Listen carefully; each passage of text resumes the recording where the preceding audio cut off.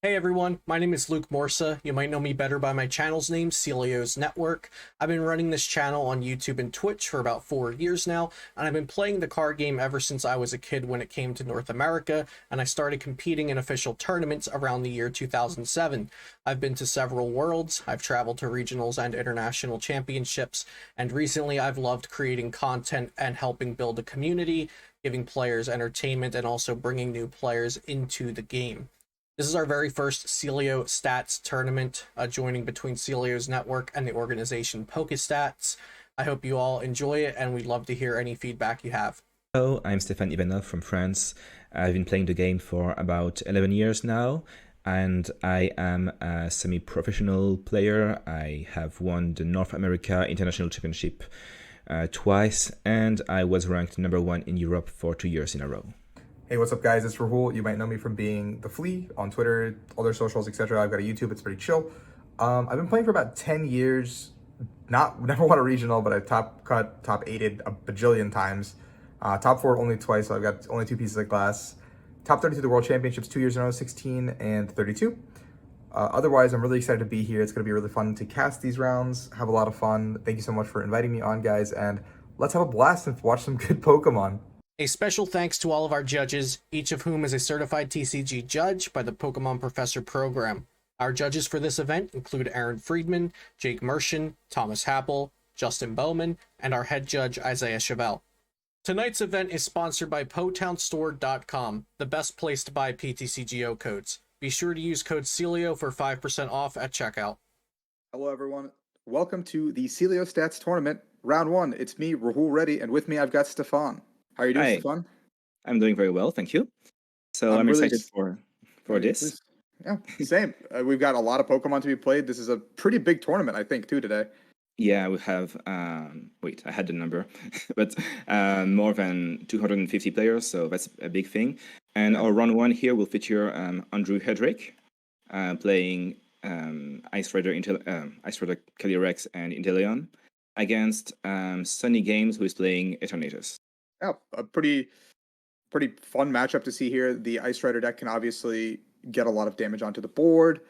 We can see Andrew already here going for the Ice Rider on turn one, double Sobble start, a really strong opener, even without a supporter in hand. You have the quick ball to get level ball to get the Drizzile for the following turn. He's doing a quick search of his prizes. We see 4 paths to the peak already there, something that Eternatus really struggles with. How will Eternatus deal with this here, Stefan? Yeah, well, luckily, or I guess maybe not luckily, but smartly, Sunny Games is playing 3 Chaotic Swell in their Eternatus lists. So this is going to be a matchup where the Stadium War is going to be very important. Can Sunny Games find the Swells in time, to remove Path to the Peak, or will Path to the Peak stick on the board? Because obviously, Path to the Peak is a big issue for Eternatus. If you don't have access to Eternatus' ability, you can only have 5 Pokemon on the bench. You cannot use Crobat, Moltres, and all that stuff. But Speaking looks of the like devil, Chaotic Swell's already here. I turn one Swell. Yeah. If Andrew had found himself the turn one path to the peak, I think that would have been probably the most perfect start you could have asked for from the Ice Tray deck here. But Yeah. Andrew's hand still isn't bad by any means. Sonny can put on a lot of pressure here based on what his hand does. And Yeah, here this comes money. Marnie. Yeah. This money was pretty good because Andrew was gonna be able to, as you said, level ball to get a Drizzile, get a supporter, but This hand it's is not a bad mediocre. hand. He can attach to Sobble, Retreat, and Melanie, so Yeah. but obviously he definitely will needs have 3 to cards. draw the Yeah. VMAX. If he doesn't draw the VMAX here, it's going to be really scary for him off the bat. The Ice Rider on the bench is already taking a lot of damage from those Zigzagoon pinks coming in. Absolutely.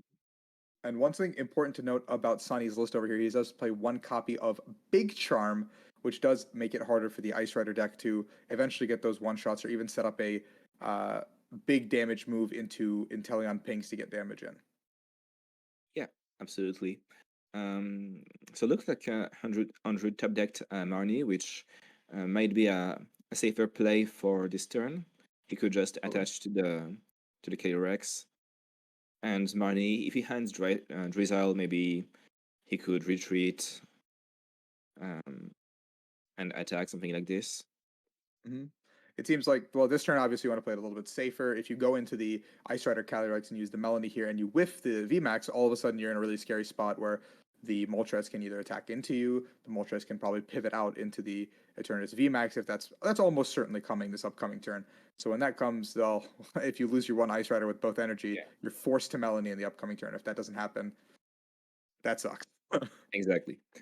Looks like a pretty good draw from Andrew getting the Ocean Incense. He's gonna be able to attack this turn. He will probably take the knockout here. Sure. Yeah, looks like he's discarding both, hitting Very Moltres for clean. 250 damage, taking a big lead, a big 2-prize lead. I think in this matchup, like this matchup is maybe slightly favored for Ice Rider in my opinion, but definitely not a win or anything. But yeah, the deck that goes first is favored as often in these VMAX matchups. Do you think that because Andrew here used all of his, I guess, existing resources without a Leon in hand, now he has to actually Melanie next turn, he won't be able to attack. And now if you accelerate to the active VMAX, well, Eternatus just have a field day. So do you think those two prizes were even worth taking and burning all the resources on the board? So yeah, it's not an obvious play, but although he played very fast, but I think he's been in this situation before, and I think it's really worth it because this then, first of all, removing Moltres can remove some energy acceleration, which can be very useful later on. But also, if you take two prizes early, then you just need to knock out an Eternatus, and then later you just need to take one easy prize somewhere. So yeah, taking these prizes will make the winning the prize race easier. I do agree that his next turn is not going to be obvious though. Well, And if you're Andrew, you're looking for a top deck of pretty much Evo Incense, Level Ball, anything that gets you into a Melanie here. Because if you can attack with Melanie this upcoming turn, I think you're okay. yeah, absolutely. If you can't, well, that's gonna be tough. Yeah. Inteleon's first, not sorry. Why do I say Inteleon?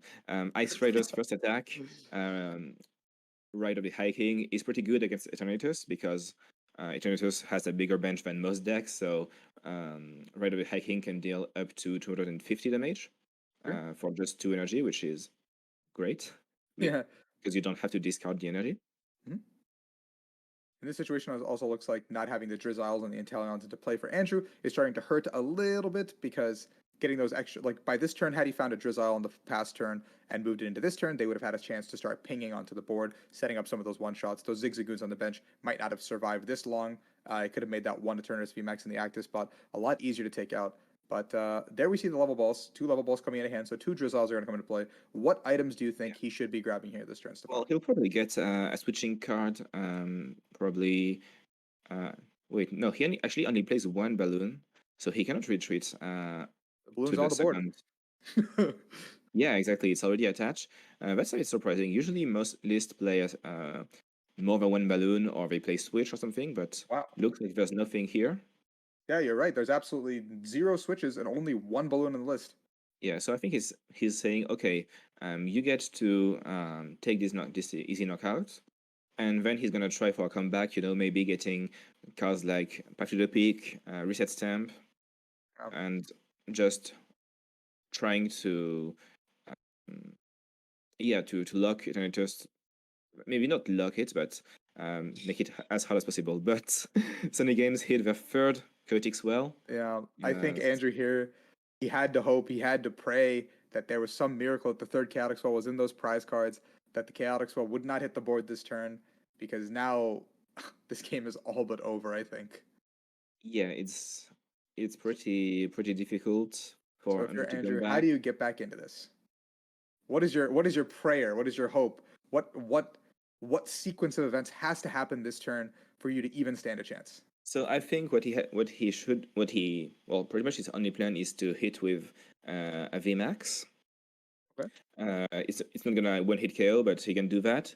Then Eternatus cannot one hit KO back either, and then the next turn he has to manually retreat into the other VMAX and probably stamp and hopefully path if and then try to at this point hope that the Eternatus player doesn't have the knockout, doesn't have a boss plus another VMAX. Right now there's no backup attacker. Yep. So it's not going to be that easy, and the zigzagoon pings don't matter that much.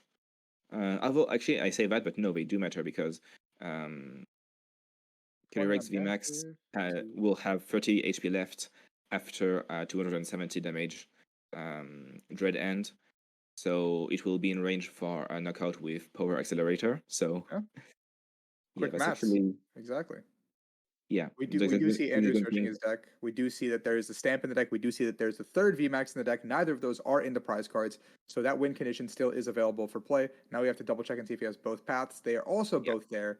So luckily, none of those win condition cards that you were talking about are in his prize cards. They are on the board. He has a Melanie for the following turn, as well as an Evolution Incense. Yeah, and he's keeping the incense to get into the next turn, which can get him both stamp and well, any combination of what he needs, which is stamp, path to the peak, and another VMAX. So yeah, he's not in a bad spot, but it really depends on Sunny Games' turn right now. Sunny, we see, does play 4 copies of Switch and 3 copies of Energy Switch. So I don't think Sunny will have a very difficult time powering up a new Eternatus VMAX, but this is that penultimate turn. If Sunny cannot set up another Eternatus VMAX, it does seem like Andrew can come back into this game. Yeah, looks. I'm curious. Okay, that's I think one boss only in Sunny's discard, and Sunny only has 13 cards left in the deck, so that's not a lot. It's pretty likely that he missed the Sunny Switch. Yeah. Okay.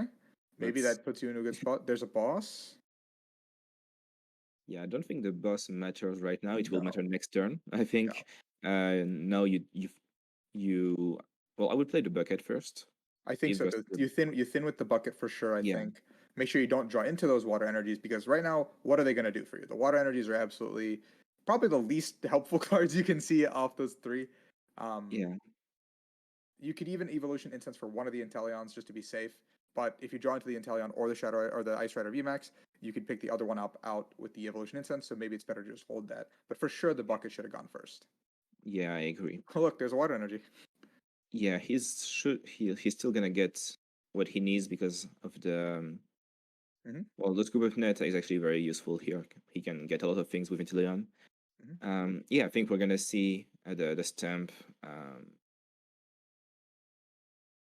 stamp pack combo. I think that's really the play here.